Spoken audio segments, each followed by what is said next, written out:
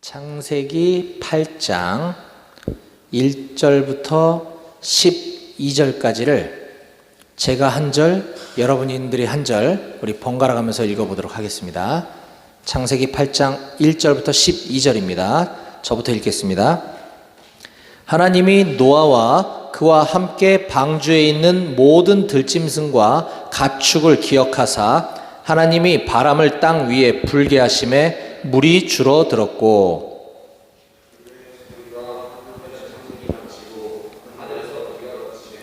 물이 땅에서 물러가고 점점 물러가서 150일 후에 줄어들고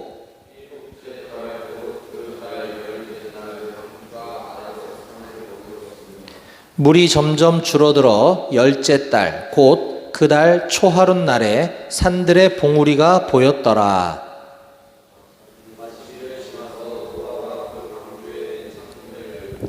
까마귀를 내놓음에 까마귀가 물이 땅에서 마르기까지 날아 왕래하였더라.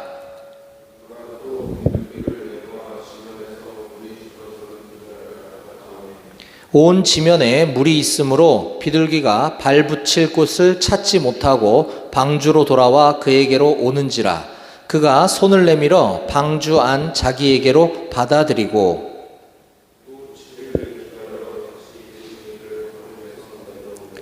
저녁 때에 비둘기가 그에게로 돌아왔는데 그 입에 감람나무 새 잎사귀가 있는지라.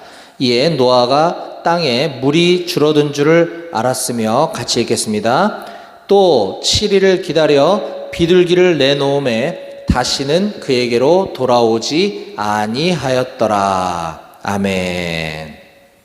네, 잘 고쳤네요, PPT. 네, 고생이 많습니다. 예전에는 비만 오면 여기 전기가 아웃되고 이랬는데 어느 날인가부터 괜찮아졌어요. 희한해. 그래서 제가 이게 전기 안 들어올 때를 늘 항상 대비하고 다니는데 오늘도 비가 엄청 와가지고 전기 안 되나 하고 봤더니 전기는 잘 되는 것 같은데 지금 PPT는 뭐가 문제인지를 잘 모르겠어요. 지금 무선으로 그래서 연결을 했는데 아무튼 이렇게 예배드릴 수 있는 것이 하나님의 은혜이고 감사인 것 같습니다. 자, 우리는 지금 매주일 창세기 강해 설교를 1장 1절부터 시작해서 지금 쭉 이어서 해오고 있습니다. 오늘 창세기 8장 말씀을 이제 나눌 텐데요. 우선 지난주 말씀을 간단하게 요약하면 지난주에 하나님께서 노아를 시켜서 방주를 준비하게 하시고 오랜 세월 동안 노아가 준비했던 이 방주가 완성이 되고 하나님께서는 그 방주 안에 노아와 노아의 가족들을 그리고 짐승들을 들여보낸 다음에 심판, 홍수 심판이 있었던 장면을 우리가 보았습니다. 그때가 언제였느냐 하면 노아의 나이 600세 되던 해 2월 17일이라고 성경이 기록하고 있습니다. 이것이 BC 몇 년인지를 찾아내려고 사람들은 애쓰지만 사실 그걸 정확히 알아내기는 불가능해요. 그런데 아무튼 연도가 정확히 BC 몇 년인지 몰라도 노아 나이 600세 되던 해 2월 17일에 홍수가 내리기 시작했다.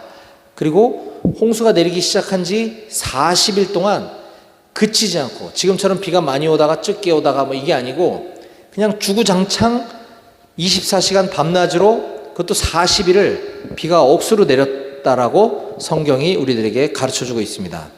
그 앞장 7장 11절과 12절 말씀을 한번 찾아봅니다. 제가 읽겠습니다. 창세기 7장 11절 12절입니다. 노아가 600세 되던 해 둘째 달 곧 그 달 11의 날이라. 좀 어렵게 썼죠? 이게 그 말입니다. 노아 나이 600세 되던 해 2월 17일이라. 그날에 큰 기쁨의 샘들이 터지며 하늘의 창문들이 열려 40주야를 밤낮 40일을 멈추지 않고 비가 땅에 쏟아졌더라라는 것입니다. 이렇게 쏟아진 비는 그 후로도 무려 150일 동안이나 온 세상을 뒤덮고 있었다라고 7장 마무리하는 24절에 이렇게 우리들에게 알려주고 있습니다. 물이 150일을 땅에 넘쳤더라. 네, 그래서 지난 시간에 우리는 이 노아의 홍수 시대에 노아의 시대에 있었던 하나님의 홍수 심판을 통해서 하나님의 쓸어버림과 남겨두심이라고 하는 제목으로 하나님의 말씀을 나눴습니다. 하나님은 하나님의 절대 주권에 의해 노아와 노아의 가족들만 선택해서 심판 가운데 구원해 주셨습니다. 하나님이 노아만 선택하신 이유는 이 당대에 하나님을 늘 구하고 찾고 하나님과 늘 동행하는 삶을 살았던 사람이 이 노아 한 사람밖에 없었기 때문인 거죠. 그런 노아와 노아로 인해 선택받은 그의 가족들만 방주 안에 들여보내 주시고 하나님께서 친히 방주의 문을 닫아 주심으로써 그들을 보호해 주셨습니다. 심판의 재앙으로부터 하나님께서 남겨두셨습니다. 그리고 나서 하나님께서는 이 홍수라고 하는 도구를 사용해서 온 세상을 싹 쓸어버리셨죠. 그리고 나서 노아로부터 다시 시작되는 새로운 창조가 시작된 것입니다.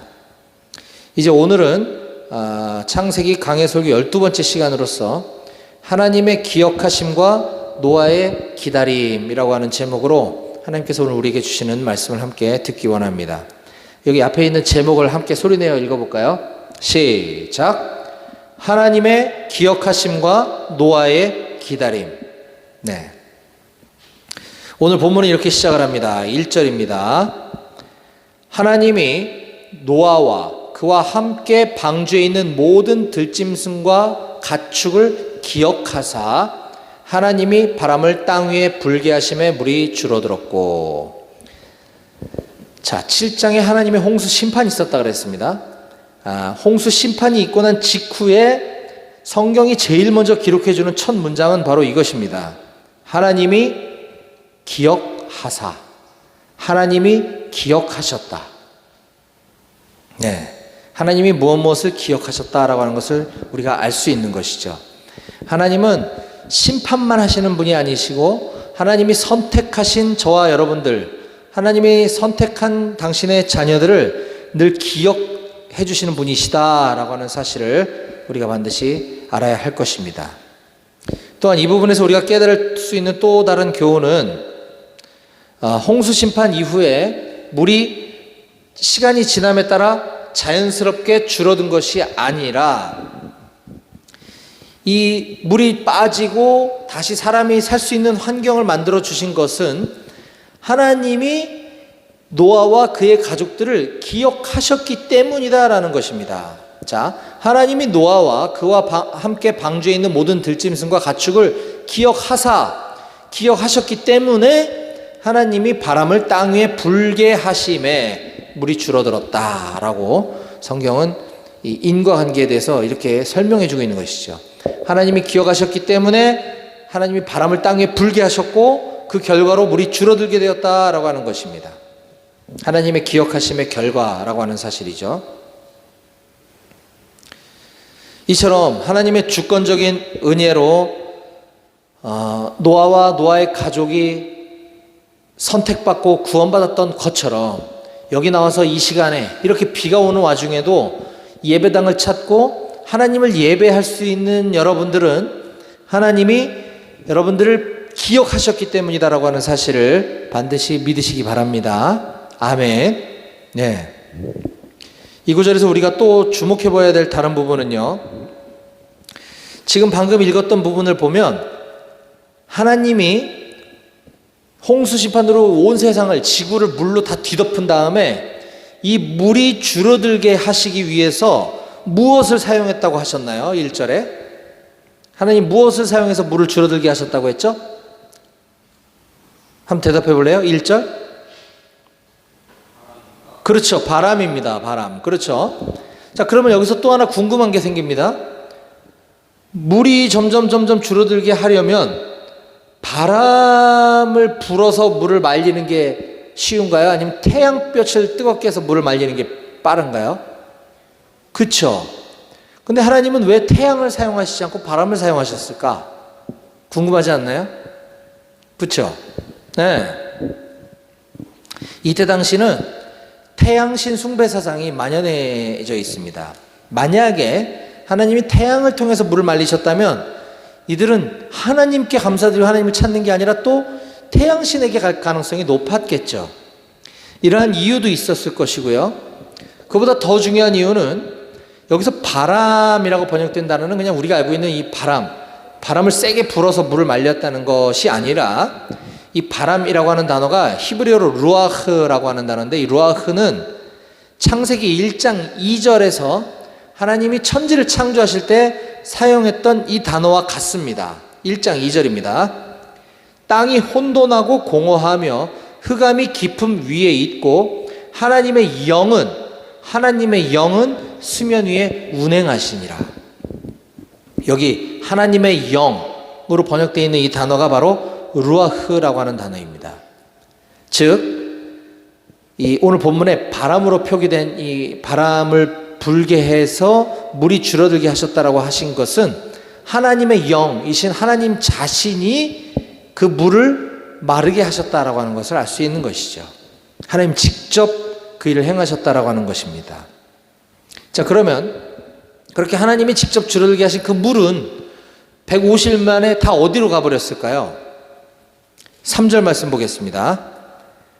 물이 땅에서 물러가고 점점 물러가서 150일 후에 줄어들고, 여기 물러가다라고 하는 이 단어가 바야슈브라고 하는 히브리어 단어인데, 이것은 돌이키다, 돌아가다라고 하는 뜻을 가지고 있습니다. 하나님의 영, 루아흐가 이 바람을 밀어내자 그 물은 본래 있던 제자리로 다시 돌아갔다라고 하는 뜻입니다.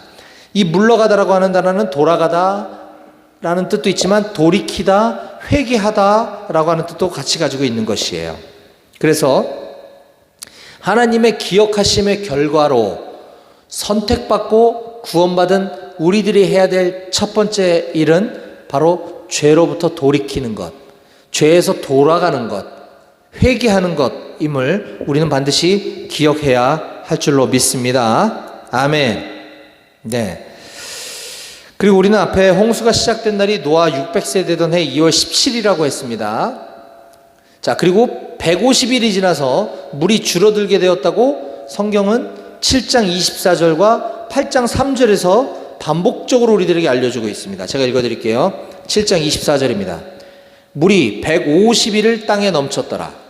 8장 3절, 물이 땅에서 물러가고 점점 물러가서 150일 후에 줄어들고. 자, 노아 나이 600세 되던 해 2월 17일에 홍수가 내리기 시작한 게 150일이 지나면 몇 월 며칠이 될까요? 정확하지 않아도 됩니다. 150일은 몇 달이죠? 몇 개월? 5개월이죠. 5개월. 그렇죠? 2월 17일에서 5개월 더하면 몇 월 며칠이요? 7월 17일이죠. 8장 4절 한번 보겠습니다. 일곱째 달 곧 그 달 11의 날에 방주가 아라랏산에 머물렀으며, 일곱째 달 곧 그 달 11의 날, 이게 7월 17일이라는 뜻입니다. 정확하죠? 이처럼 성경은 아주 정확하게 한치의 오차도 없이 팩트를 가지고 기록되었다고 하는 사실을 우리는 반드시 기억해야 할 것입니다. 성경은 그저 옛날에 있었던 이솝 우화 같은 지어낸 얘기가 아닙니다. 실제로 있었던 역사적인 사실이라고 하는 것이죠. 자, 이제 드디어 기다리고 기다리던 홍수가 그쳤습니다. 우린 성경을 글자로 보지만 우리가 감정이입을 해서 이때 당시 노아의 심정으로 이 성경을 읽으면 한번 잘 보세요. 하나님은 마른 하늘의 날벼락도 아니고 어느 날 갑자기 방주를 만들라고 하십니다. 내가 이 홍수로 심판할 테니까 배를 만들어, 엄청 큰 배를 만들라고 합니다. 그거 만드는데 세월이 엄청 오래 걸렸어요. 그래서 진짜 비가 오고 세상 사람들 다 떠내려가고 죽었어요. 그러면 언제까지 이 방주 안에서 살아야 되는 거지? 그 세월이 굉장히 길었죠. 40일이 비가 억수로 쏟아지고 150일이 또 지나도록 물이 안 빠지고, 이렇게 오랜 세월을 기다려왔던 노아가 드디어 이제 산 봉우리가 보이기 했다라는 것입니다. 자, 여러분 같으면 이 상황에서 어떤 행동을 취하시겠습니까? 그토록 오래 기다리던 이제 물이 줄어들고 하나님의 심판이 끝난 것 같아 보이는 이 시점에 당장 배 밖으로 뛰쳐나가지 않았을까요? 그렇지 않나요? 그렇죠? 저 같아도 그랬을 것 같아요. 근데 노아가 어떻게 했는지 한번 보겠습니다. 5절부터 7절입니다. 물이 점점 줄어들어 열째 달 곧 그 달 초하룻날에 산들의 봉우리가 보였더라. 40일을 지나서 노아가 그 방주에 낸 창문을 열고 까마귀를 내놓음에 까마귀가 물이 땅에서 마르기까지 날아 왕래하였더라. 배가 이미 정박했음에도 불구하고 물이 줄어들어서 산들의 봉우리가 보이기 시작했음에도 불구하고 노아는 40일을 더 기다리고 있었던 것을 볼 수가 있습니다. 그 40일 기다린 후에도 바로 나간 것이 아니라 까마귀를 날려보냈다라고 성경이 우리들에게 가르쳐주고 있죠. 자, 그럼 이제 그 다음 스텝은 나가는 것인가? 8절 9절을 보겠습니다. 또 그가 비둘기를 내놓아, 이번에 비둘기가 또 등장을 하네요. 비둘기를 내놓아 지면에서 물이 줄었는지를 알고자 하매 온 지면에 물이 있으므로 비둘기가 발붙일 곳을 찾지 못하고 방주로 돌아와 그에게로 오는지라. 그가 손을 내밀어 방주한 자기에게로 받아들이고. 아직도 노아는 방주 밖으로 나가지 않았음을 볼 수 있죠. 아까는 까마귀를 내보내서 바깥 동태를 살폈다고 했고 이번엔 비둘기를 내보냈다고 했습니다. 동물학자들에 의하면 까마귀는 주로 높은 곳에서 서식한다고 합니다. 높은 곳. 그러니까 물이 온 세상에 가장 높은 산 봉우리보다 더 높이 물이 지금 덮여 있었잖아요. 그렇죠? 근데 이 물이 줄어들면 산 꼭대기가 어딘가 드러나기 시작했겠죠? 그러면 까마귀가 높은 곳에 서식하니까 까마귀를 날려보냈을 때 어딘가에 둥지를 틀고 돌아오지 않으면 이제 물이 마르기 시작했나 보다라는 걸 알 수 있었기 때문에 먼저 까마귀를 보냈던 것이죠. 그 다음에 비둘기를 보낸 것은 비둘기는 주로 저지대나 계곡 같은 곳에서 서식을 한다고 합니다. 그래서 이제 비둘기를 보냈는데 비둘기마저 돌아오지 않으면 물이 이제 낮은 곳까지 말랐다라는 것을 알 수 있었기 때문에 이렇게 까마귀를 보내고 비둘기를 보냈다라는 것을 알 수 있는 거죠. 그런데 비둘기가 어딘가에서 둥지를 틀지 않고 다시 돌아왔다는 것을 보아 아직 나갈 때가 되지 않았구나라는 것을 깨달은 노아는 그로부터 다시 일주일을 기다렸다가 또다시 비둘기를 한번 날려보내 봅니다. 자, 10절과 11절입니다. 같이 읽어볼까요? 여러분들 같이 읽어봅니다. 소리내요. 시작. 또 7일을 기다려 다시 비둘기를 방주에서 내놓음에 저녁 때에 비둘기가 그에게로 돌아왔는데 그 입에 감람나무 새 잎사귀가 있는지라. 이에 노아가 땅에 물이 줄어든 줄을 알았으며. 네. 처음엔 까마귀, 그 다음에 비둘기, 그 다음에 일주일 지나서 또 비둘기 지금 보낸 장면이죠. 자, 그런데 이번엔 돌아온 비둘기는 뭔가를 물고 돌아왔대요. 뭐죠? 뭐요? 11절에 감람나무 새 잎사귀를 물고 돌아온 거죠. 그러면 이제 어딘가에 나무가 잎사귀를 틔우기 시작했구나 라는 걸 보았단 말이죠. 자, 이제 이쯤 되면 저 같으면 나갔을 거예요. 아마 당장 숨 막혀서 이제 더 이상 방주 안에 못 있겠다. 이제 뭐 밖에 물도 좀 빠진 것 같고 어딘가에 나무도 자라는 거 보니까 이제 다 됐네. 근데 노아는 또 안 나가고 일주일을 기다립니다. 12절 봅니다. 12절. 또 7일을 기다려 비둘기를 내놓음에 다시는 그에게로 돌아오지 아니하였더라. 8장 10절에도 또 7일을 기다려, 12절에도 또 7일을 기다려. 지금 노아는 계속 기다리고 또 기다리고 또 기다리는 것을 볼 수가 있습니다. 여러분, 노아는 지금 성격이 느긋해서 이렇게 잘 기다렸던 것일까요? 그렇지 않아요. 노아가 무슨 뭐 도가 통달한 사람이라서 아직 준비가 안 됐나 보구나. 더 일주일 기다려보자. 이런 게 아니고 저나 여러분들이나 똑같이, 아니 우리보다 더 답답하고 환장할 노릇 가운데 지금 기다리고 또 기다리고 있는 것입니다. 왜 그걸 알 수 있느냐 하면요, 지금 8장 10절에 쓰여진 또 7일을 기다려 라고 하는 이 기다려라는 단어와 12절에 거기서 또 7일을 기다려 할 때 이 기다려라는 이 단어는 히브리어로 훌이라고 하는 단어인데, 보통 누군가를 기다리다, 시간이 되기를 기다리다 라고 할 때 이 기다리다는 단어는 히브리어에서 카바라는 단어를 써요. 카바. 근데 여기서 카바라는 단어를 쓰지 않고 훌이라고 하는 단어를 쓴 것은 너무너무 견디기 힘든 가운데 참고 또 참고 죽을 것처럼 고통스러움을 견디며 기다렸다라고 할 때 이 훌이라고 하는 단어를 쓰는 것입니다. 자, 그러면 도대체 노아는 언제까지 기다리는 걸까요? 이제 언제 나올까요? 다음 주일 설교에 그 정답을 공개하도록 하겠습니다. 기다리시라 개봉박두. 우리 교육생들 중에 혹시 다음 주에도 예배 나오는 사람 있나요? 우리 여기? 없죠? 네. 그래요. 여러분들은 성경에서 그 답을 찾으시기 바랍니다. 13절 이후를 읽어보면 그 답이 나와 있습니다. 여기서 잠깐 힌트만 짧게 드리면 이제 오늘 말씀을 정리하는 겁니다. 자, 오늘 우리는 하나님의 기억하심과 노아의 기다림이라는 제목으로 하나님의 말씀을 들었습니다. 하나님은 우리가 비록 하나님을 기억하지 못하고 우리가 날마다 하나님을 잊어버린 채 마음대로 살아갈지라도 하나님은 우리를 단 한순간도 기억하지 않으신 날이 없다라고 하는 것을 우리가 보았습니다. 그리고 노아는 이제 모든 상황이 끝난 것처럼 보이고 이제는 물도 빠지고 산 정상도 드러나고 비둘기가 나무 잎사귀를 물고 오는 것까지 보았어요. 이쯤 되면 뛰쳐나갈 수도 있었을 것 같아요. 근데 노아가 왜 안 나갔냐?